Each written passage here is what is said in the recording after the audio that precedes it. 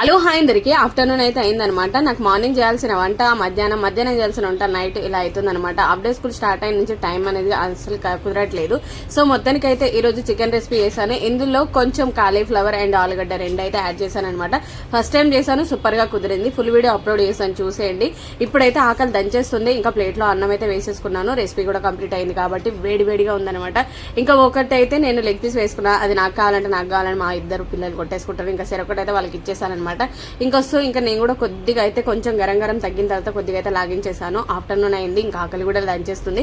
చూసారు కదా, సూపర్ గా వచ్చిందనమాట. నేను చెప్పడం కాదు కానీ మీరు చూస్తే ఖచ్చితంగా ట్రై చేస్తే ఈ మాట నాకు కామెంట్ సెక్షన్ లో మీరు చెప్పాల్సిందే. చూసారు కదా ఎంత బాగుందో, కలర్ఫుల్ గా కూడా.